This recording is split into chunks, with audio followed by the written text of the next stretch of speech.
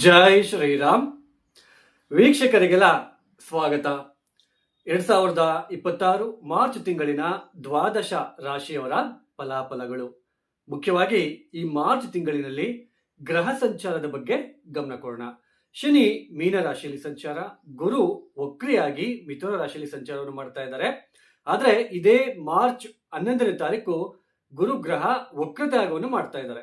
ಏನು ಈ ವಕ್ರತ್ಯಾಗವನ್ನು ಮಾಡ್ತಾ ಇದ್ದಾರೆ? ಮತ್ತೆ ಕೆಲವೊಂದು ರಾಶಿಗಳಿಗೆ ಗುರುಬಲದ ಸಹಾಯ ದೊರಕ್ತಾ ಇದೆ. ಸಹಾಯ ಅಂತ ಮಾತ್ರ ಹೇಳ್ತಾ ಇದ್ದೇನೆ, ಯಾಕೆಂದ್ರೆ ಈ ಮಾರ್ಚ್ 11ನೇ ತಾರೀಕಿನಿಂದ ಜೂನ್ 1ನೇ ತಾರೀಕಿನ ತನಕ ಮಾತ್ರ ಮಿಥುನ ರಾಶಿಯಲ್ಲಿ ಇರ್ತಾರೆ. ನೆಕ್ಸ್ಟ್ ಕರ್ಕಾಟಕ ರಾಶಿಗೆ ಹೊರಟೋಗ್ಬಿಡ್ತಾರೆ.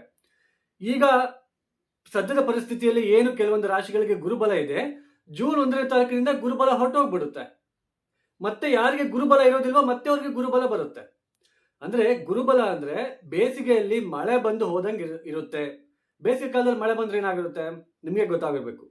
ಸೊ ಜಾಸ್ತಿ ಅದನ್ನ ಉಪಯೋಗಕ್ಕೆ ಬರಲ್ಲ, ಆ ಕ್ಷಣಕ್ಕೆ ಮಾತ್ರ ತಂಪಾಗುತ್ತೆ.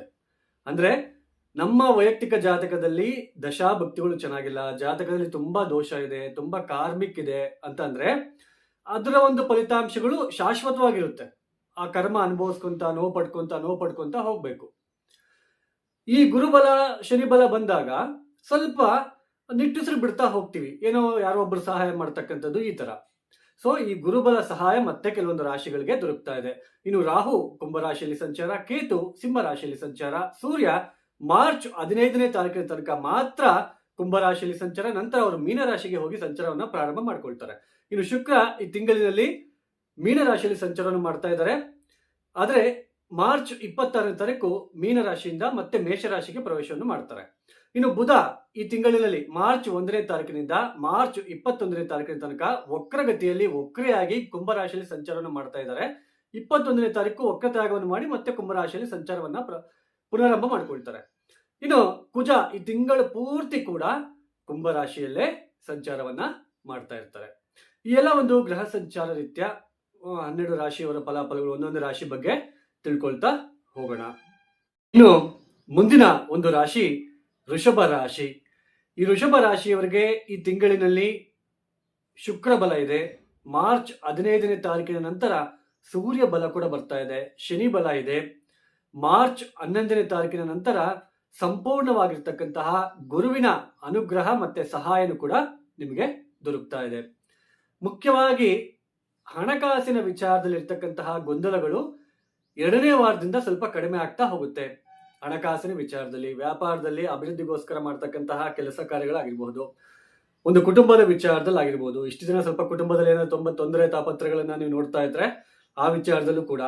ಹಾಗೇನೆ ಮದುವೆಗೋಸ್ಕರ ಯಾರೆಲ್ಲ ಪ್ರಯತ್ನ ಪಡ್ತಾ ಇರ್ತೀರಾ, ಸ್ವಲ್ಪ ವಿಳಂಬ ಆಗ್ತಾ ಇರುತ್ತೆ. ಇಷ್ಟು ದಿನ ಎಷ್ಟು ಟ್ರೈ ಮಾಡಿದ್ರು ಆಗ್ತಾ ಇರೋದಿಲ್ಲ. ಈ ಮಾರ್ಚ್ 11ನೇ ತಾರೀಕಿನ ನಂತರ ಸ್ವಲ್ಪ ಮದುವೆ ಆಗೋದಕ್ಕೆ ಲಕ್ಷಣಗಳು ಕೂಡ ಕಂಡು ಬರ್ತಾ ಇರ್ತಕ್ಕಂಥದ್ದು, ಬರ್ಬೇಕಾಗಿರೋ ಹಣ ಕೂಡ ಬರ್ತಕ್ಕಂಥದ್ದು, ಹೊಸ ಹೊಸ ಮಿತ್ರರು ಪರಿಚಯ ಆಗ್ತಕ್ಕಂಥದ್ದು, ಹಾಗೇನೆ ಹಳೆಯ ಮಿತ್ರರ ಭೇಟಿ ಆಗ್ತಕ್ಕಂಥದ್ದು, ಈ ತರಹದ ಸಾಧ್ಯತೆಗಳು ಹೆಚ್ಚಾಗಿ ಕಂಡು ಬರ್ತಾ ಇರುತ್ತೆ.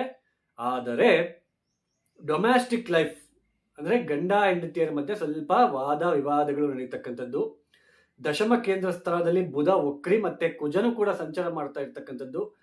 ನೋಡಿ, ಉದ್ಯೋಗದಲ್ಲಿ ಒತ್ತಡಗಳನ್ನ ನೋಡ್ಬೇಕಾಗುತ್ತೆ, ಜಾಸ್ತಿ ಸ್ಟ್ರೆಸ್, ಉದ್ಯೋಗದಲ್ಲಿ ಸಾಕಷ್ಟು ತೊಂದರೆಗಳನ್ನ ಅನುಭವಿಸುವ ಲಕ್ಷಣಗಳು ಕಂಡು ಬರ್ತಾ ಇರುತ್ತೆ.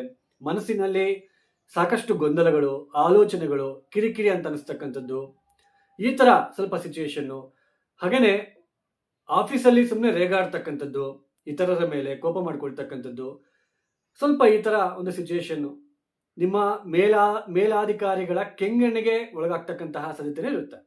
ಅವ್ರ ಹತ್ರ ಏನಾದ್ರು ಸ್ವಲ್ಪ ಡಿಫೇಮ್ ಅಂದ್ರೆ ಅವ್ರ ಹತ್ರ ಏನಾದ್ರೂ ಒಂದು ಬ್ಯಾಡ್ ನೇಮ್ ಅಥವಾ ಬ್ಯಾಡ್ ಇಂಪ್ರೆಷನ್ ಬರ್ಸ್ಕೊಳ್ತಕ್ಕಂತಹ ಒಂದು ಸಾಧ್ಯತೆ ಕೂಡ ಇರುತ್ತೆ. ಅಂದ್ರೆ ನಿಮ್ಮ ಒಂದು ಬಿಹೇವಿಯರ್ ಅಲ್ಲಿ ಸ್ವಲ್ಪ ಚೇಂಜಸ್ ನ ಕಾಣೋದಕ್ಕೆ ಚಾನ್ಸ್ ಇರುತ್ತೆ. ಸ್ವಲ್ಪ ಉದ್ಯೋಗ ವ್ಯವಹಾರಗಳಲ್ಲಿ ಸ್ವಲ್ಪ ಜಾಗೃತಿ ಆಗಿರಿ. ಇದು ಈ ಸಮಯ ಏನಿದೆ, ಹೊಸ ಉದ್ಯೋಗ ಅಥವಾ ಹೊಸ ಉದ್ಯೋಗ ಅಂದ್ರೆ ಉದ್ಯೋಗದ ಬದಲಾವಣೆ, ಆಲ್ರೆಡಿ ಕೆಲಸ ಮಾಡ್ತಾ ಇದ್ದೀರಾ, ಬೇರೆ ಕೆಲ್ಸಕ್ಕೆ ಹೋಗ್ಬೇಕಪ್ಪ, ಈ ಕೆಲಸನೇ ಬೇಡ ಅಂತ ಉದ್ಯೋಗ ಹುಡುಕೋದಕ್ಕೆ ಇದು ಅಷ್ಟೊಂದು ಸಮಯ ಅಲ್ಲ, ಸರಿಯಾದ ಸಮಯ ಅಲ್ಲ. ಇರ್ತಕ್ಕಂತಹ ಉದ್ಯೋಗವನ್ನ ಬಿಡದಂಗೆ ಸ್ವಲ್ಪ ಪೇಷನ್ಸ್, ತುಂಬಾ ಸಮಯ ತಾಳ್ಮೆಯಿಂದ ನೀವು ಸ್ವಲ್ಪ ಮುಂದುವರಿಯೋದಕ್ಕೆ ಪ್ರಯತ್ನ ಪಟ್ಟರೆ ತುಂಬಾ ಒಳ್ಳೆಯದು. ವಾಹನದ ವಿಚಾರದಲ್ಲಿ ಕೂಡ ತೊಂದರೆ, ತಾಯಿಯ ಆರೋಗ್ಯದಲ್ಲಿ ವ್ಯತ್ಯಾಸಗಳು, ಮನಃಶಾಂತಿ ಇಲ್ಲದೆ ಇರ್ತಕ್ಕಂಥದ್ದು, ಈ ತರಹದ ಸಿಚುಯೇಷನ್. ಈ ಕಡೆ ಉದ್ಯೋಗದ ವ್ಯವಹಾರಗಳು ಈ ಕಡೆ ಮನೆ ಕಡೆ ಎರಡೂ ಕಡೆ ಬ್ಯಾಲೆನ್ಸ್ ಮಾಡೋದಕ್ಕೆ ಆಗೋದಿಲ್ಲ. ಸ್ವಲ್ಪ ಈ ಕಡೆ ಈ ತರ ಸ್ವಲ್ಪ ಕಿರಿಕಿರಿ. ಮತ್ತೆ ಮಿಕ್ಕಿದ್ದೆಲ್ಲ ಹಣಕಾಸಿನ ವಿಚಾರದಲ್ಲಿ ತೊಂದರೆ ಇರೋದಿಲ್ಲ.